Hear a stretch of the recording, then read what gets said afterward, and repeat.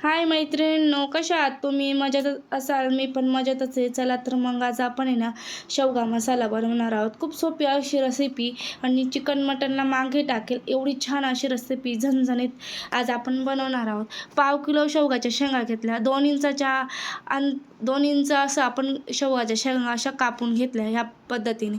वरची साल होती बऱ्यापैकी काढून घेतली. एक मोठ्या आकाराचा कांदा घेतला, तो बारीक चिरून घेतला. 1 इंच आलं घेतलं, 5-6 लसूणाच्या पाकळ्या घेतल्यात, हिरवी मिरची घेतली, हिरवी कोथिंबीर घेतली आणि अर्धी वाटी खोबऱ्याचे बारीक काप करून आपण भाजून घेतलं. त्याच्यानंतर आपण आहे ना कांदा घेतला. कांदा, आलं, लसूण, हिरवी मिरची छान अशी तव्यावर तेल टाकून परतून घेतली. लालसर होईपर्यंत परतून घेतलं. ते सुद्धा काढून घेऊया. आता आपण शेवगाच्या शेंगा शिजवत घालून घेणार आहोत.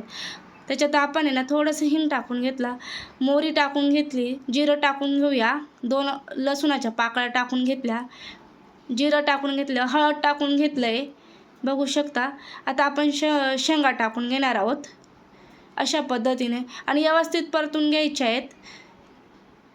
आणि मीठ टाकून घेऊया. परतून झाल्यानंतर कमीच गॅस ठेवायचा. मीठ टाकल्यानंतर परत एक वेळेस परतून घेणार आहोत. अशा पद्धतीने परतून झाल्यानंतर मी 1 ग्लास पाणी टाकून झाकण ठेवून दिलं 15 मिनटासाठी. छान असे छान असे शिजून गेलेले बघू शकता तुम्ही. या पद्धतीने शिजून घेणार आहोत. खूप जास्त गाळ नाही करायची आहेत, व्यवस्थितच शिजवायचे आहेत 80 ते 90%. आणि आता आपण जे वाटण केलं होतं ते मिक्सरच्या भांड्यात छान पद्धतीने बारीक वाटून घेतलं. तुमच्या आवडीनुसार कमी जास्त तेल टाकायचं आहे.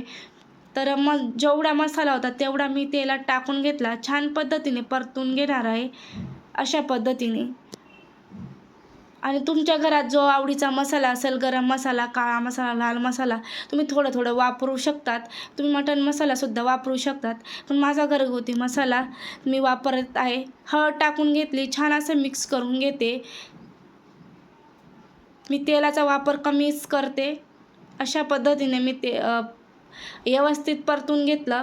थोडीशी बारीक चिरून घेतलेली कोथिंबीर तीसुद्धा फोडणीत टाकून घेतली. त्याचा सुगंध खूप छान येतो, म्हणून फोडणीत टाकले की सुगंध खूप छान येतो. आणि जे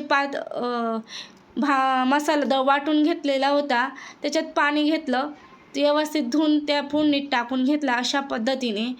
छान आता आपण मसाल्याला तेल सुटेपर्यंत आपण आहे ना कमी आचेवरती अशा पद्धतीने कमी आचेवरती परतून घेणार आहोत. मीठ टाकून घ्यायचं आहे. जेवढी भाजी करायची तेवढी मीठ टाकून घेणार आहोत. बघू शकता किती छान अशी ग्रेव्ही आणि अर्धा ग्लास पाण्यामध्ये शिजून अशी ग्रेव्ही तयार होते आणि तेल आणि तरीसुद्धा खूप छान येते. आता आपण जे शिजून घेतलेले शेंगा होत्या शेवगाच्या, ते टाकून घेतले आहेत. अशा पद्धतीने बारीक आचेवरती आपण शिजून घेणार आहोत. कमी गॅसवरती 5-6 मिनटं शिजून घेणार आहोत. बघू शकता असं छान असं घट्ट ग्रेव्हीदार अशी शेवगा मसाला तयार झालेला आहे. तुम्हालासुद्धा ही रेसिपी जर आवडली असेल तर लाईक, शेअर आणि कमेंट करायला विसरू नका. स्वातीज कॉर्नर मराठी या यूट्यूब चॅनलला. आणि तुम्हाला ही रेसिपी कशी वाटली कमेंटमध्ये नक्की सांगा. धन्यवाद.